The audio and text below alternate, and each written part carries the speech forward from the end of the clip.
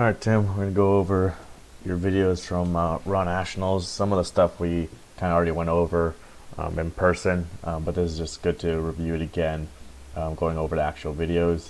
So here's your first squat, which there were really no issues on that one. Let me see if I can full screen this, and it moved really fast, so everything was good there with the plan. So no issues on that one. The one with the issue, which we've gone over before, is the second squat. And so the issue is maybe a little bit of bracing in the upper back and in the midsection, which caused the bar to roll up. So let me see if I can kind of pause it. So about at this point, your elbows shot up, and then with your hands you kind of pushed the bar and it rolled up your back, and so you can actually see the bar moving in your hands and the plates actually spinning as well, from that momentum of it. So that issue comes from, one, a lot of times it can be with the grip. People that use the thumbless grip, they have a little bit less control on the bar, and it's harder to keep the bar down in position. So it really takes a lot of effort with the other fingers to make sure you're pulling the bar down into your back, and that pulling it down the back, obviously, one, it keeps it in that place, and two, it's kind of like a lat pull down or a pull up, where it's going to engage your lats more and get that part of your back tight. And then also trying to keep the elbows in position will keep the bar in place. When you shoot the elbows up, then the hand kind of goes forward. And that's why some people actually do the opposite, and they'll push the elbows down when they're coming up by pushing it down and pushing them forward. Then the hand goes back, and so actually some people's bar actually rolls down their back a little bit as they're coming up, to keep it back and more over the midfoot if they're drifting forward. So yours is doing the opposite. Elbows are shooting up, and then the hand is hitting the bar forward. And then also, if you're not tight in the upper back by pulling the bar down on your back, then it might roll forward more and also cause your shoulders to round forward. And then the other part of the bracing is obviously down the midsection against the belt, because as you push into the ground, that force is going up your legs and going through your torso and coming into the bar and pushing up. So if you're lacking the tightness here in the midsection, then obviously you're not going to be efficient with this force going through, and then you're going to lose that force in some position, which could be, for example, your hips and knees shooting back. It could be rounding of the spine, and it could be also just rounding of the upper back, and then the bar gets thrown out of position. So that's what we've kind of been working on with your training as well, doing the different things like pod squats and pin squats and safety bar squats, and even front squats can help with learning how to maintain your torso position and building up the quad strength to keep the knees forward so that the knees and hips don't shoot back and tipping over. So we'll just keep working on that, and also the competition squats help with doing the proper technique on the main lift with lighter weights to kind of ingrain that new motor pattern. So probably in the beginning, like years and years ago, you just weren't as tight in the midsection upper back, and so when you weren't tight, you had a tendency probably to have the knees shoot back, hips shoot back, maybe the bar roll up your back. And over time, without those kind of reps, you've kind of built that position more to where you're more comfortable with it, and the muscles more with the hip extensors, and maybe even some of the lower back spinal extension muscles, if you had any kind of rounding, which sometimes you do, sometimes you don't. And so what we want to do is focus more on building the quads more, to kind of keep the knee forward and kind of track back more efficiently. And obviously, like I said, the elbow position and pulling the bar down the back to keep the back tight. So at least you were able to recover that on the third attempt. So if we go over here to the third, it still happens some, but it's to a smaller degree, and that's why you're able to execute it with more weight, and obviously probably a little bit faster bar speed by maintaining the elbows down and the bar back a little bit better. So if I can kind of go to the spot. So here's your elbow position on the way down. And then you can kind of see how you try to really keep the elbows down. I saw the hand move a little bit because you're trying to torque the elbows down. And so they come up a little bit, but not as much as the other one.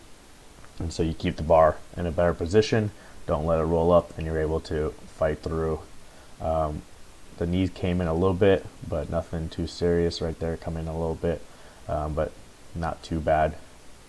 So that's the main thing for squat is just the overall tightness of the upper back, holding on the bar into position, of the elbows, not letting them shoot up, and then the bracing against the belt so the force can transfer up into the bar. So that was good. Probably had a little bit more in you too on that one. Maybe 2.5 kilos. With 5 kilos, maybe not, because maybe then you break down 4 more. We'll move on to the bench now. For the bench, everything looked pretty good. I mean, the opener flew up, which is why I was fine with going with the plan of 10 kilo jump. So nice long pause, and that flew up super easy. So go up to 10 kilos.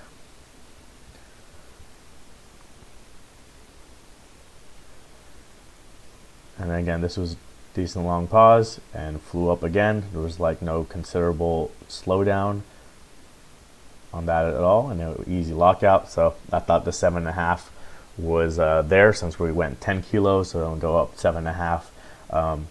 Typically what I do is I'll do whatever the jump was from first to second, I'll do half that amount if the second was slow.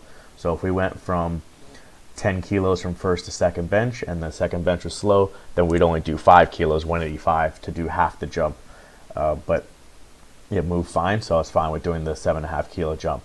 I'm not sure how it felt to you, but the only difference I maybe saw with the 187.5 is maybe the pause was even longer. The chief was kind of holding people that sank in like you do a while, so maybe the pause was slightly longer, and it just caused you to kind of lose your tightness a little bit and fall out of position.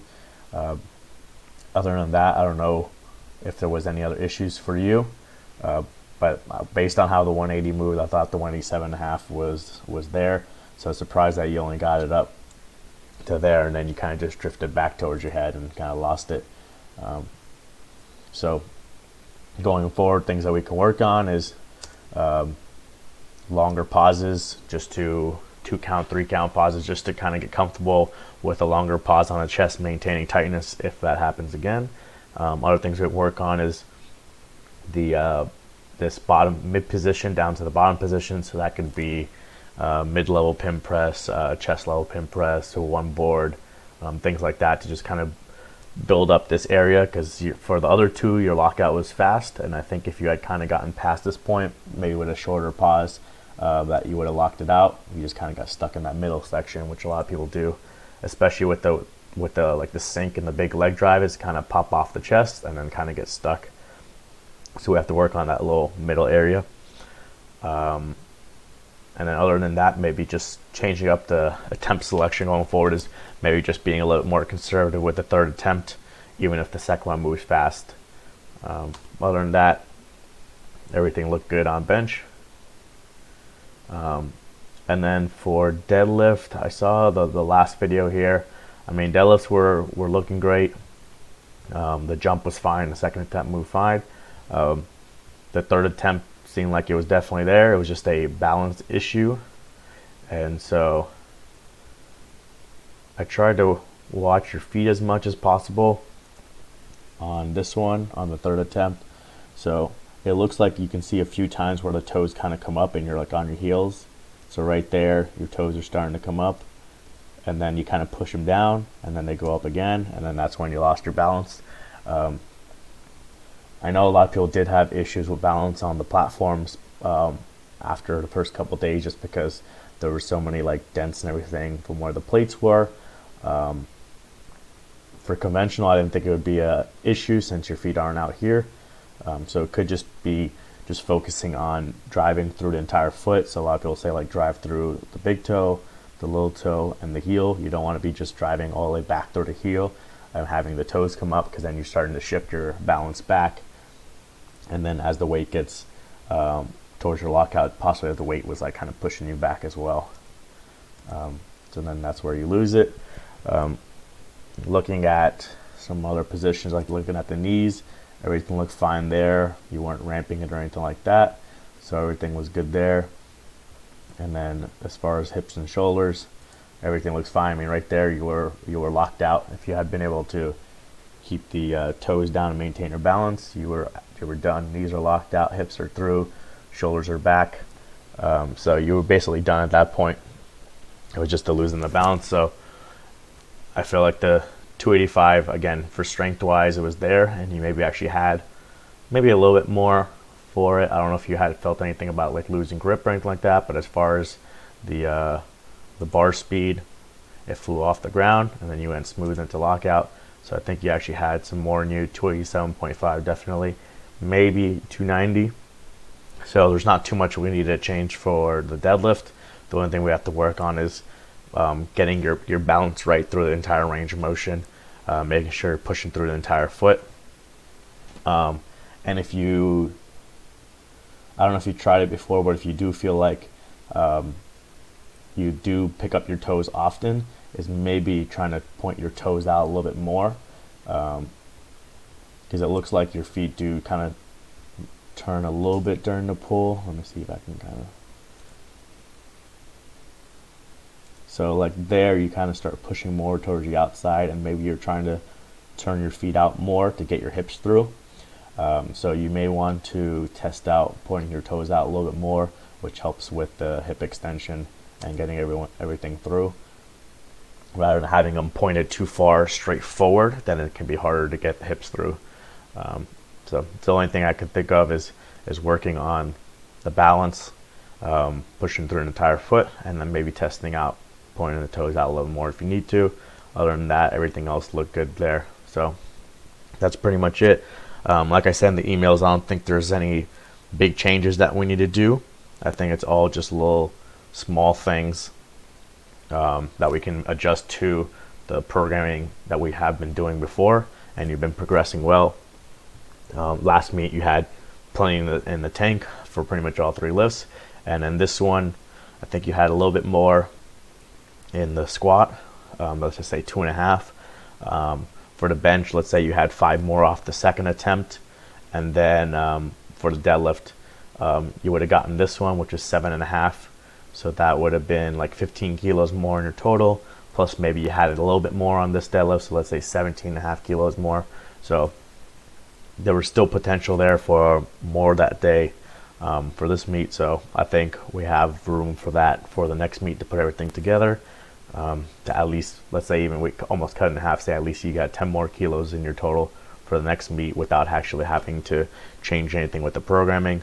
But if we make those small adjustments, working on the squat technique, building that mid-range of motion for bench, and then working a little bit on your foot position and how you drive through your feet for deadlift technique, I think you can get up to maybe another 20 kilos on your total and get closer to those goal numbers that you want.